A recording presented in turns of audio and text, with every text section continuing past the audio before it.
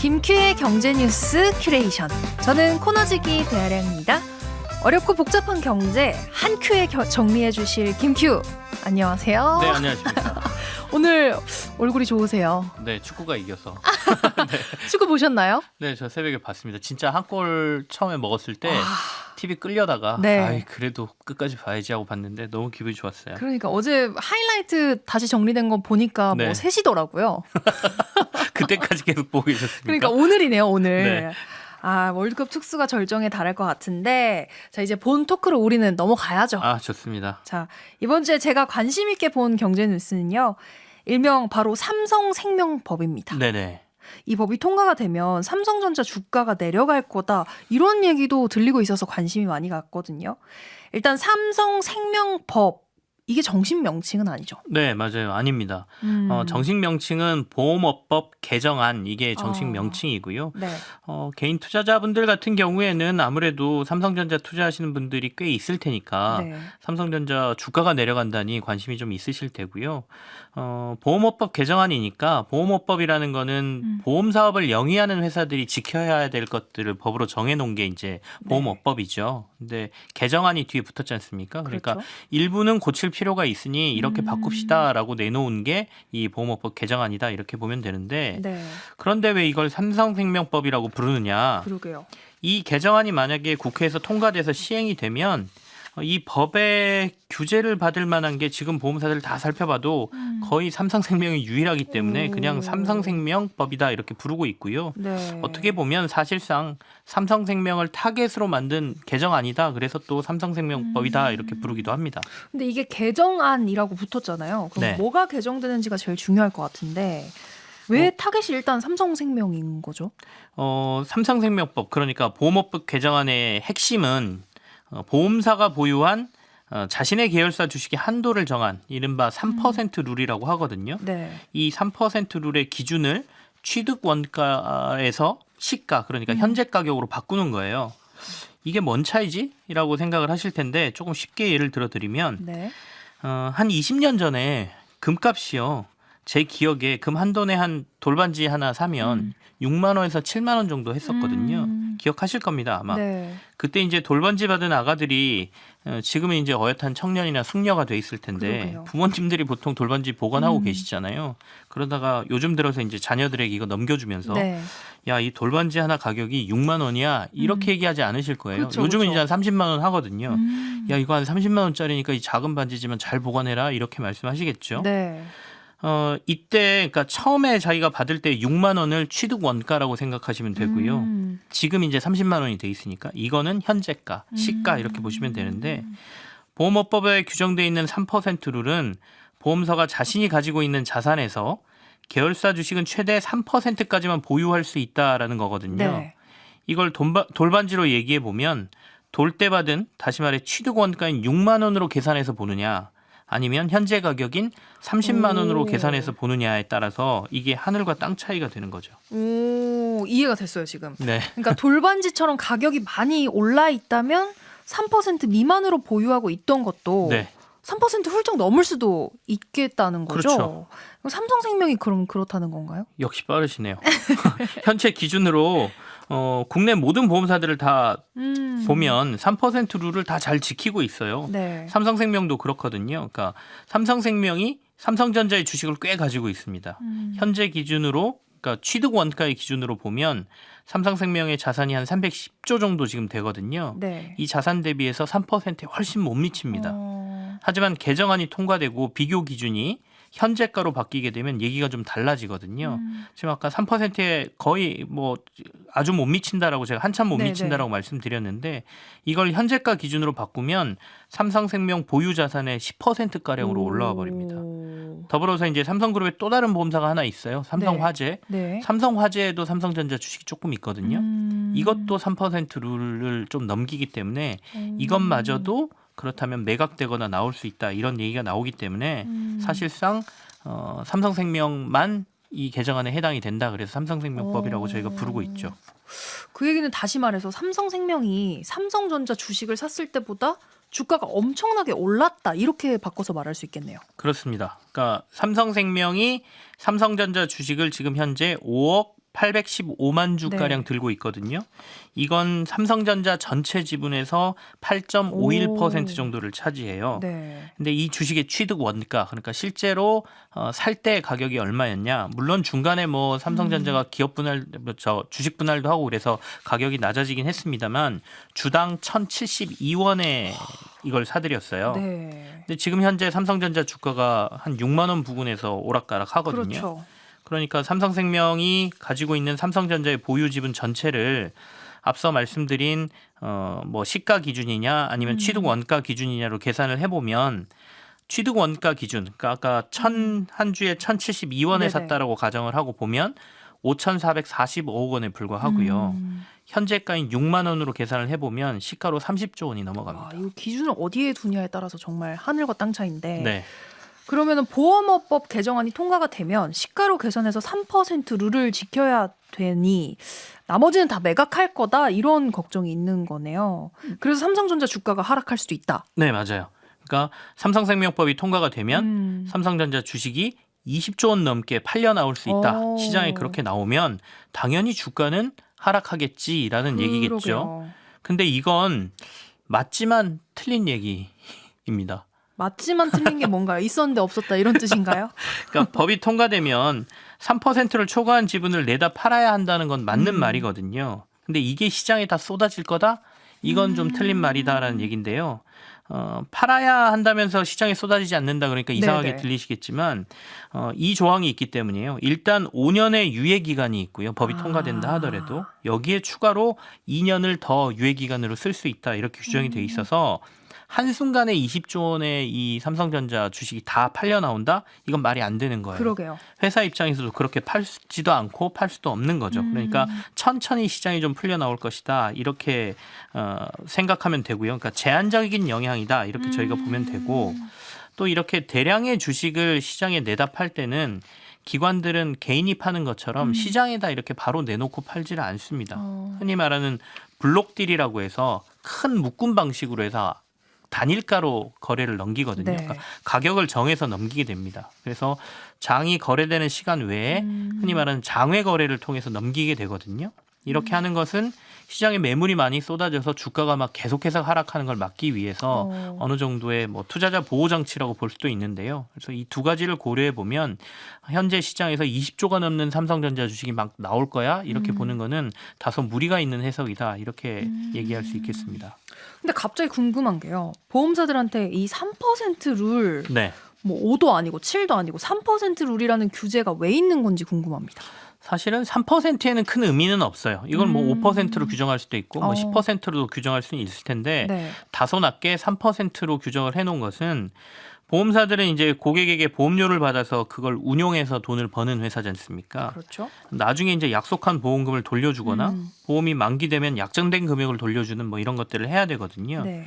근데 보험사가 과도하게 자신들과 관련된 회사들에게 투자를 많이 해놨다가 혹시나 관련 회사가 큰 문제가 생겨서 돈을 못 받게 되는 경우 네. 투자금을 날리게 되면 나중에 보험 가입한 사람들에게 이 약속한 돈을 못 돌려줄 가능성도 있는 거잖아요. 그렇죠. 그래서 이런 것들은 최소한의 비율로 투자를 해라라고 규정해 놓은 것. 그러니까 어떻게 보면 보험사로 전이되는 위험을 막기 위한 조치다 이렇게 보시면 되죠. 그거를 전체 자산의 3% 정도만 투자할 수 있게 만들어 놓은 겁니다.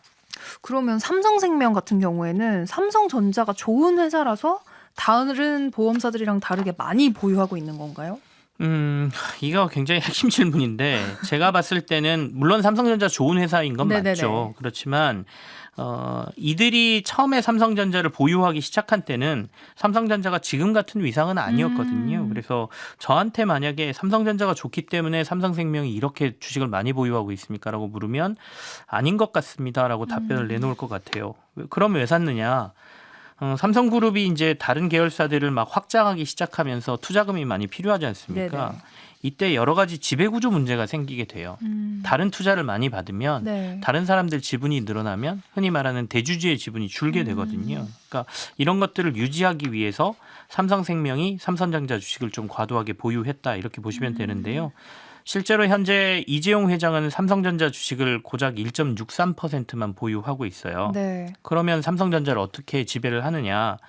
이재용 부회장은 삼성물산의 지분 18%, 삼성생명의 지분을 10% 가지고 있거든요. 근데 이 두 회사가 삼성전자를 또 5%하고 8.5% 지분을 가지고 있으니까 간접적으로 자기가 많이 가지고 있는 계열사를 통해서 삼성전자를 지배하고 있는 상황이어서 지배 강화를 위해서 결국에는 삼성생명이 삼성전자의 주식을 다소 많이 가지고 있었다. 이렇게 생각이 되는 거죠. 개인 투자자들 입장에서는 이번에 삼성생명법이 통과되면 삼성전자 주식이 막 팔려 나오니까 주가가 떨어질 걸 걱정하지만 삼성그룹 내에서는 더 큰 걱정이 있죠.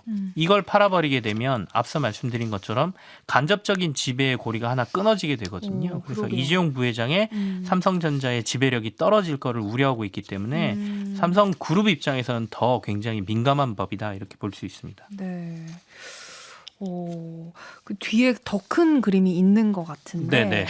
자, 그럼 이제 5년 만에 재도전인 건데 이거는 계속해서 우리가 좀 더 주목을 해봐야 될 것 그렇습니다. 같습니다. 이 삼성생명법이 2014년도에 처음 발의됐으니까요. 네. 그리고 19대, 20대에도 논의됐다가 테이블에만 올라왔고 통과가 안 됐거든요. 근데 네네. 5년 만에 지금 재도전이기 때문에 한번 어떻게 되는지 지켜봐야 될 것 같습니다. 그러게요. 자, 우리가 여기서 하나 더 짚어봐야 할 뉴스가 있습니다. 네네. 자, RE100을 네네. 추진하는 민간기구가 윤석열 대통령에게 우리나라 신재생 에너지 정책이 후퇴하고 있다. 이런 우려의 목소리를 담은 서한을 보냈다고 합니다. 외국 민간단체가 다른 나라 대통령한테 이런 서한을 보냈다는 게 저는 조금 생소했거든요. 네. 좀 이례적인 일이긴 합니다. 근데 못 보낼 것도 없죠. 요즘 뭐 초등학생들도 미국 대통령에 편지 쓰는 세상이고 이메일도 보낼 수 있는데요. 근데 자주 볼 수 있는 사례는 아니라고 봐야 되고요. 다만 이제 알리백은 뭐 많이들 들으셨겠죠. 네네. 지난 대선 토론 때도 잠깐 이슈가 됐었지 그렇죠, 않습니까? 그렇죠, 맞습니다. 2050년까지 모든 에너지원을 신재생 에너지로 바꾼다. 이 목표로 진행되는 일종의 캠페인이죠. 네, 맞습니다. 정확합니다. 국가들이 주도하는 게 아니라 비영리 단체인 클라이밋 그룹이라고 하는 곳에서 석유화학 에너지를 태양광, 바이오, 풍력, 수력, 뭐 지열 이런 것들 재생에너지로 100% 대체하겠다라는 운동이죠. 그러니까 알리 자체가 리뉴어블 에너지의 약어고요. 뒤에는 네. 100이 붙어 있는 거다 보시면 되는데 민간이 하는 자발적 캠페인이라면 뭔가 추진력이 좀 부족하고 의무감도 좀 떨어질 것 같다라는 생각을 하시겠지만 이 알리백은 지금 상황이 조금 다르거든요. 그러니까 최근 워낙 이상기후 문제가 심각하고 네. 또 ESG라고 들어보셨을 ESG 것 같은데. 요즘 많이 들리고 있죠. 그죠. E는 환경, 네. 뭐 S는 사회 책임, G는 지배 구조, 뭐 이런 것들을 의미하는 건데 단순히 기업이 이익만 추구하는 경영을 할 게 아니라 이런 것들까지 다 고려해서 뭐 지속 가능한 발전을 통한 경영을 해야 된다라는 개념이에요. 네. 근데 이게 경영 철학에 대한 공감대도 형성이 돼 있지만 많은 투자자들이 ESG를 근간으로 해서 투자 결정을 하게 되거든요. 네. 그래서 이 알리백을 가입한 기업들의 투자를 더 늘려주거나 또는 알리백에 가입을 안 했으면 투자금을 회수하는 조치들을 대형 펀드들이나 투자 기업들이 하면서 기업들이 이걸 무시할 수 없는 상황이 돼버렸다. 어떻게 보면 대세가 돼버린 상황이다. 이렇게 봐야 될 것 같습니다. 근데 우리나라 기업들도 이 RE100에 많이 동참을 하고 있나요? 네, 최근에 이제 삼성전자가 네. 알리백에 참여를 했다라고 선언을 했고요. SK 그룹사들 그리고 현대차도 알리백에 가입이 돼 있고요. 우리나라 주요 대기업 28개 기업이 현재 알리백에 가입해 있는 상황이고요. 그리고 해외 유명한 기업들은 웬만하면 다 이 알리백에 가입돼 있다라고 보시면 되고 사실 어떻게 보면 재생에너지로 모든 에너지 자원을 대체한다는 게 비용이 훨씬 많이 드는 작업이에요. 네네. 그렇게 보면 기업 입장에서는 비용을 더 써야 되기 때문에 이익이 떨어지는 이윤을 갉아먹는 것들이거든요. 그래서 먼저 나서서 이런 일들을 잘 안 하게 되는데 그럼에도 불구하고 많은 글로벌 유수의 기업들, 특히 삼성전자를 포함한 기업들이 이렇게 나서는 이유는 결국에 국내가 아닌 글로벌 경쟁 상황에서 네. 여기에 참여하지 않으면 살아남기 힘들다라는 이 환경이 반영된 거라고 볼 수가 있겠죠. 그러면 이번에 윤 대통령한테 보낸 항의 서한은 우리한테 어떤 메시지가 있는 걸까요? 보다 좀 적극적으로 속도감 있게 재생에너지 비율을 국가 차원에서 좀 높이라라는 의견이거든요. 정부가 공개한 제10차 전력수급 기본 계획을 보면 이건 초안인데요. 네. 재생에너지 발전 비중 목표가 지난해 확정한 30.2%보다 좀 줄어들었습니다. 이게 재생에너지 발전 목표를 21.6%로 떨어뜨렸거든요. 그렇다 보니까 아까 말씀드린 알리백을 추진하는 민간기구에서 이거는 상당한 역주행이다. 재생에너지 확대를 위해서 긴급하고 단호한 행동을 하지 않으면 한국의 경제적 잠재력이 저해될 것이다라고 경고를 한 겁니다. 네.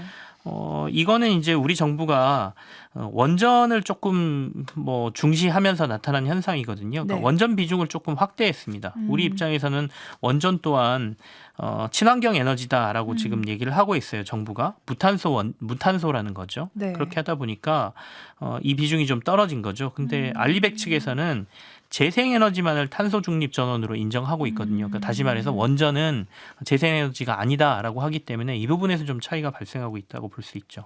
근데 또 일각에서는 우리가 안 한다는 것도 아니고 네. 알아서 하겠다는 건데 왜 저렇게 간섭이지? 이런 불편한 시각들도 나오고 있는 것 같더라고요. 나라마다 상황이 다르다 보니까 그런 지적도 뭐 틀린 말은 아닌 것 같습니다. 근데 이들이 우리가 뭘 잘못하고 있다고 지적했다기보다는 일종의 우려감을 전달했다 이렇게 해석하는 게 맞을 것 같은데요. 네. 사실 알리백이 대세가 되면서 기업들이 여기에 참여를 선언해도 만약에 국가에서 재생에너지 기반이 안 갖춰져 있다라고 하면 목표 달성이 불가능한 거죠. 그러니까 100% 재생에너지 쓰고 싶은데 태양광이나 풍력 등에서 생산되는 에너지 비중 자체가 국가에서 없으면 쓰고 싶어도 못 쓰는 거잖아요. 그렇죠. 그렇다 보니까 정부가 기업들이 추진하는 알리백 목표보다 재생에너지로 에너지 조달하는 계획이 늦다라고 하면 안 된다라는 일종의 얘기를 좀 한 것이고요. 기업 입장에서는 이것도 있습니다. 만약에 우리가 알리백에 그 삼성전자가 알리백 참여를 했는데 네.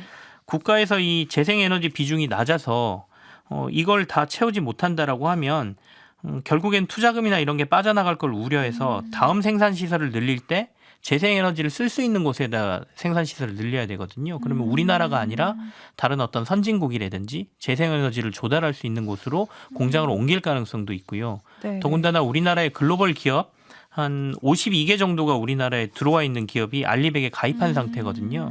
추가적으로 어떤 시설 투자를 할 때 또는 진출할 때 한국이 재생에너지 조달이 불가능하다, 조금은 어렵다라고 하면 우리나라를 그 후보지에서 제외할 수 있을 가능성도 있어서 한국이 이런 데에서 어떤 그 마이너스적인 부분을 없애려면 알리백을 좀 더 적극적으로 추진해라, 이런 우려의 시각을 전달했다, 이렇게 해석을 해야 되겠죠.